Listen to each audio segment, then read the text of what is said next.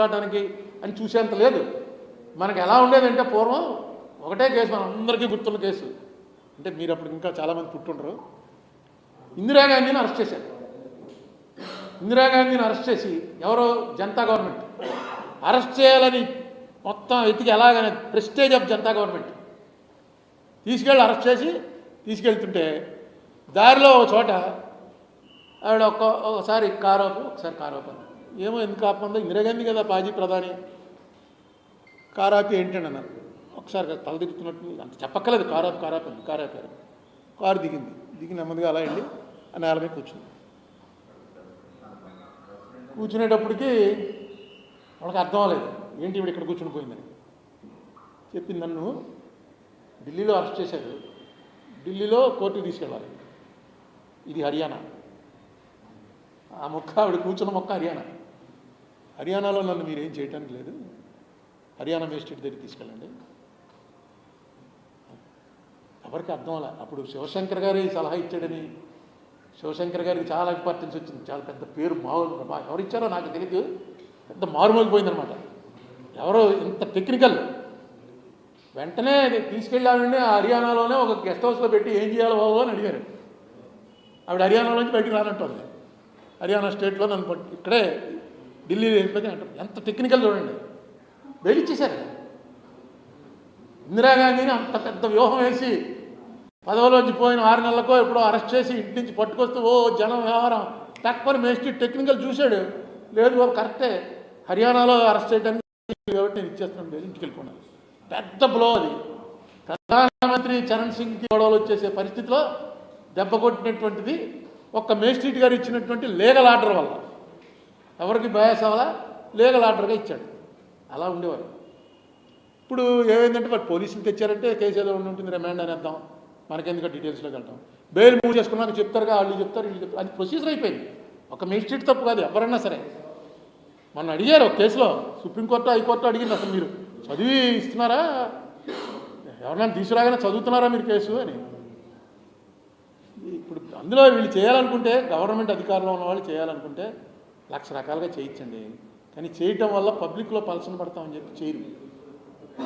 Public అందరికీ తెలిసిపోయి. మొన్న అంబటి రాంబాబుది ఉంది, అంబటి రాంబాబు దాంట్లో అంబటి రాంబాబు జైల్లో ఉండి శుభ్రంగా రాజమండ్రి సెంట్రల్ జైల్లో ఎవరైనా అనారోగ్యంగా ఉన్న వాళ్ళు వెళ్ళి ఒక నెలలు ఉంటే సంపూర్ణ ఆరోగ్యంతో బయటకు వస్తారు. అంత మంచి జైలు ఇది. ఎక్కడ జైలు ఇలా ఉండదు. ఇంత పెద్ద విశాలంగా అన్ని ఎకరాలు, లోపల ఎక్సర్సైజ్ చేసుకోవచ్చు.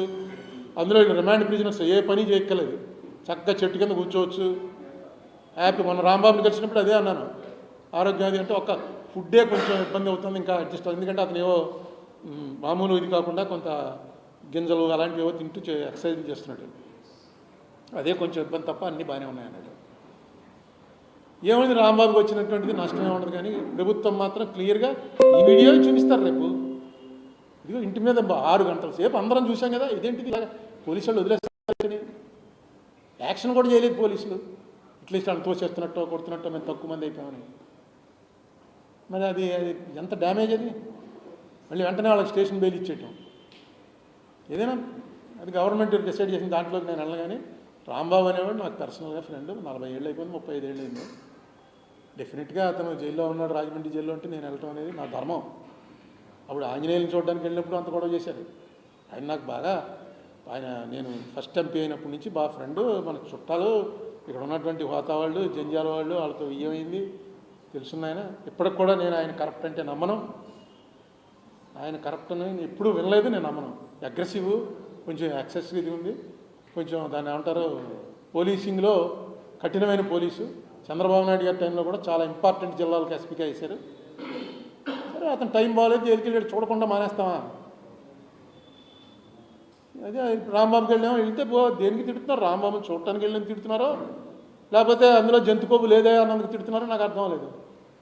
నువ్వెవడరా సర్టిఫికేట్ ఇవ్వడానికి ఒకడు అంటాడు, ఒకడు అలా అంటాడు. సర్టిఫికేట్ నేనేంటి, మీరు వేసిన సిట్టే ఇచ్చింది, ఆ ఇచ్చిందే చదివాను నేను. దాని మీద కేసు ఏం తీసేయలేదు వాళ్ళు. కేసు నడపండి, నడిపి ఎవరో ఒక కఠినంగా శిక్ష, ఇంకా మళ్ళీ తిరుపతి జోలికి అలా ఎవడో కూడా అలా చూడలేకుండా చేయండి పకడ్బందీగా. దీన్ని అవకాశంగా తీసుకోండి, మా టైంలో జరిగిందిరా ఇదని. ఎన్ని సీట్లైనా అయినా ఇలా ఉంటే ఏంటి, సిట్ అనేది ఒకరిని టార్గెట్ చేస్తే వేయకూడదండి, ఇష్యూని టార్గెట్ చేయండి. ఎందుకంటే వెంకటేశ్వర స్వామి అన్నది టోటల్లీ డిఫరెంట్ అసలు. అది నేను దానికి అస్సలు పాలిటిక్స్ జోలికే రాకూడదు.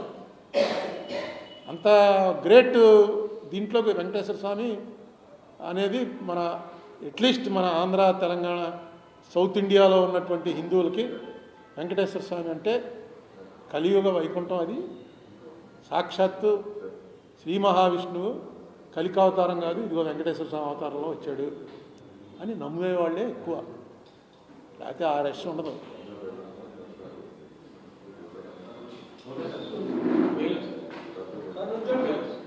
వచ్చిందా? బెయిల్ వచ్చేసింది రాంబాబుకి. మళ్ళీ పీటీ వారంటూ రాకపోతే మధ్యాహ్నం రిలీజా? మధ్యాహ్నం రిలీజ్. ఇప్పుడు అలా కదా, ఇలా ఎడుతూ కూర్చున్నాడు అనుకో, అందులో మొత్తం పోతుంది.